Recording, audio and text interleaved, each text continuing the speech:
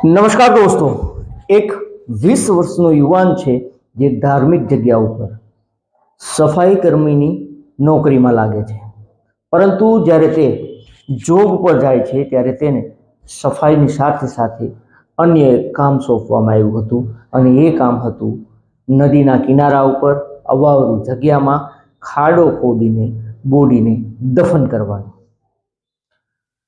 શરૂઆતમાં તેને એવું લાગતું હતું કે નદીમાં પડીને કોઈના મોત થાય છે અને તેની ડેડ બોડી આવે છે તો તેને દફન કરતો। 2014ની અંદર આ યુવાન છે તેણે અનેક લાશો છે તેને દફન કરી હતી, પરંતુ 2014માં તેના જ પરિવારની એક યુવતી જે ગુમ હતી તેની લાશ આવે છે અને તેને દફન કરે છે, પરંતુ તેને દફન કર્યા બાદ હવે તેને સપનાઓ આવતા હતા, તે સૂઈ નહોતો શકતો।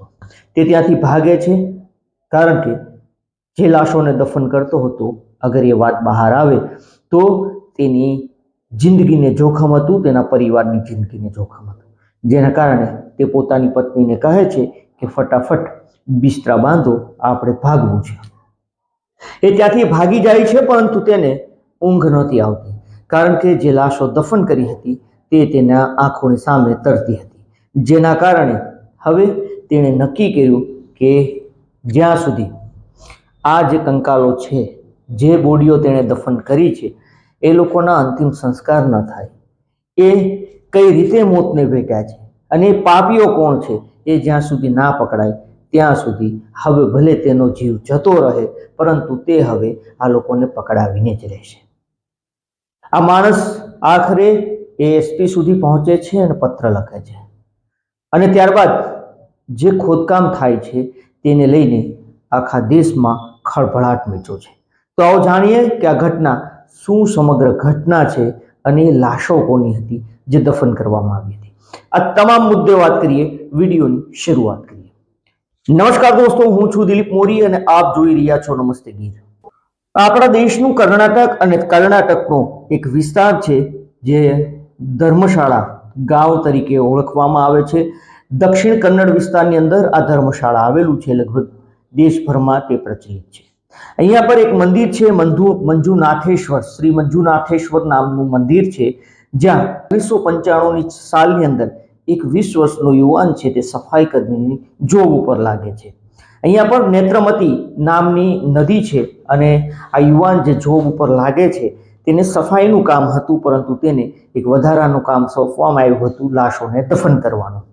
પરંતુ તે આ લાશોને તેને લાગતું હતું કે સુસાઇડ કરેલા હશે અથવા તો નદીમાં ડૂબેલા હશે, તેના કારણે તે આ કામ પણ કરતો હતો, રાત્રે ખાડો ખોદીને એ લાશોને દફન કરી દેતો હતો। પરંતુ લાશો ઉપર અનેક લાશો એવી હતી જેના ઉપર કપડાં નહોતા।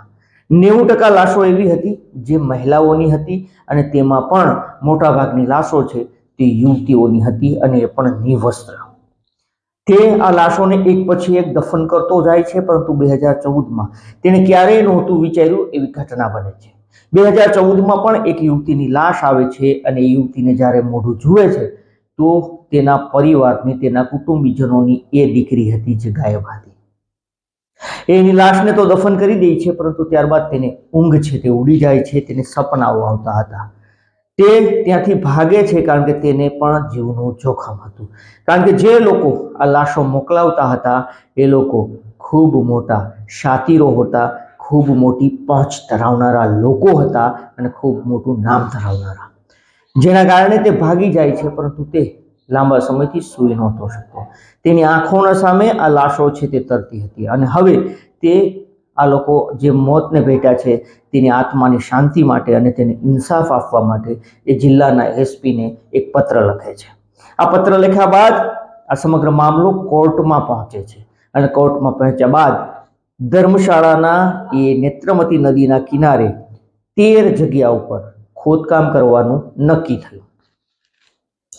આ જે વ્યક્તિ હતો તેની જાનને જોખમ હતું, તેનું એ પણ કહેવું હતું કે તે આગળ કોઈના નામ નહીં લે હમણાં, પરંતુ જરૂર પડશે તો તમામના નામ લેશે અને તે હવે ભલે મરી જાય, પરંતુ આ જે લોકોને લાશો દફન કરી છે તેને ઇન્સાફ અપાવશે, તેની આત્માને શાંતિ અપાવશે, જેના કારણે તેણે આખો જે પગથી લઈને માથા સુધી તેને એવી રીતે પેક કરવામાં આવે છે। આ વ્યક્તિનો જે ચહેરો છે તેને ઢાંકી દેવામાં આવે છે, તેના હાથો ઢાંકી દેવામાં આવે છે, તેને માત્ર તેની આંખો ખુલ્લી હોય છે અને એ પણ એ જોઈ શકે છે, નહીં કે તેની આંખો પણ અન્ય કોઈ વ્યક્તિ જોઈ શકે।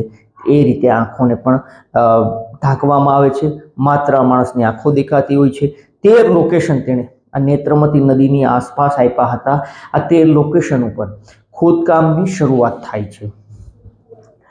1 થી 5 જગ્યા ઉપર ખોદવામાં આવે છે તો ત્યાં કશું મળતું નથી, કારણ કે ત્યાં આશા હતી કે માનવ કંકાળ મળી આવશે, પરંતુ 1 થી 5 જગ્યાની અંદર કંકાલ ના મળ્યા।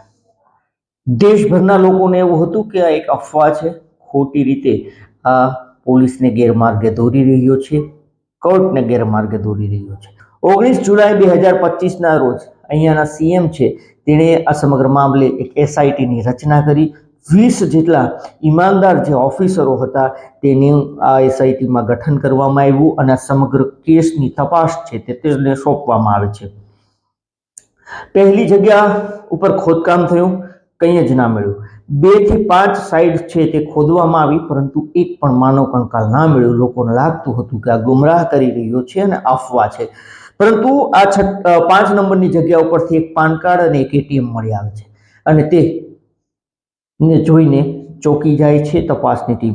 એ પાન કાર્ડની તપાસ કરવામાં આવે છે તો જાણવા મળે છે કે બેંગલુરુના નીલમબાગન વિસ્તારની એક સિદ્ધ્યા લક્ષ્મી કરીને એક બહેન છે, મહિલા છે, અને તેના પુત્ર જેનું આ એટીએમ છે અને તે દીકરાનું મોત થયું છે। એની માતાની તબિયત સારી નથી। તેની માતાનું કહેવું છે કે તે ધર્મશાળા ગયો હતો અને તેનું મોત થયું છે, તેનું એટીએમ કદાચ ત્યાં પડી ગયું હશે।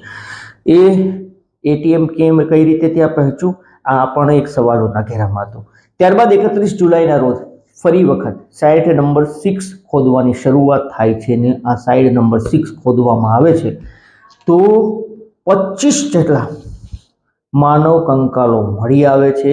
માણસોની હડીઓ 100 જેટલી મળી આવે છે, જેને લઈને દેશભરમાં ખળભળાટ મચ્યો હતો। આ હડીઓની અંદર, આ કંકાલોની અંદર મોટા ભાગના એ મહિલાઓના હતા, એમાં પણ યુવતીઓના હતા, જેને ફોરેન્સિક લેબમાં મોકલવામાં આવ્યા છે। એવું કહેવાય રહ્યું છે કે કેટલા વર્ષ જૂની છે આ હડીઓ, કારણ કે ત્યાં નદી છે તો એ કન્ફર્મ કરવું અઘરું હતું। એફએસએલના રિપોર્ટ આવ્યા બાદ એ જાણકારી મળશે કે કેટલા વર્ષ જૂની આ હડીઓ છે। ત્યારબાદ સાઇટ નંબર 7 અને 8ની ખોદકામ છે તે 1 ઓગસ્ટ 2025ના રોજ કરવામાં આવે છે। આ બંને સાઇડ ઉપરથી કશું મળતું નથી, પરંતુ 2 ઓગસ્ટ 2025ના રોજ 9 અને 10 નંબરની સાઇટ છે તેનું ખોદકામ કરવામાં આવે છે, પરંતુ ત્યાં પણ કશું ન મળ્યું। સુજાતા ભટ્ટ કરીને છે કે જે 15 જુલાઈ 2015માં સીબીઆઈની સ્ટેનોગ્રાફર તરીકે તે જોબ કરતી હતી અને તેની દીકરી 2003માં ધર્મશાળાની અંદર મેડિકલમાં અભ્યાસ કરતી હતી અને ગાયબ થઈ છે, પરંતુ એ મહિલાની ફરિયાદ કોઈએ ના લીધી તેની દીકરીની। 100 જેટલા હાડકા મળી આવ્યા છે અને હવે સાઇડ નંબર 11A છે તે ખોદવાનું કામકાજ શરૂ કરવામાં આવ્યું છે। સાઇડ નંબર 11A માંથી હજુ સુધી એવું કોઈ ખાસ નથી મળી આવ્યું, પરંતુ નિમક મળી આવ્યું છે અને અન્ય ચીજ વસ્તુઓ પણ મળી આવી છે। સાઇડ નંબર 11નું ખોદકામ આજે પણ ચાલવાનું છે, પરંતુ ત્યાં નિમક શું કરતું હતું, જે નમક આવે છે તે આ સાઇડ નંબર 11માં ત્યાં દફન હતું। સામાન્ય રીતે કોઈ પશુને ખેડૂત દફન કરવા જતું હોય તો ત્યાં નિમક પાથરવામાં આવે છે, જેના કારણે તેનું શરીર ગળી જાય છે, હાડકા છે તે તેની અંદર ઓગળી જાય છે અને આવું જ કંઈક અહીંયાથી નિમક છે તે મળી આવ્યું છે। હાલ તપાસ ચાલી રહી છે। હજી 11, 12 અને 13 આ 3 સાઇડોનું ખોદકામ કરવાનું બાકી છે, પરંતુ જે વ્યક્તિ આમાં ફરિયાદી છે તેનું કહેવું છે કે તેણે 1995થી લઈને 2014 સુધી, મતલબ કે છેલ્લા 20 વર્ષમાં અસંખ્ય લાશોને દફન કરી છે અને એમાં પણ યુવતીઓની અને નગ્ન લાશોને।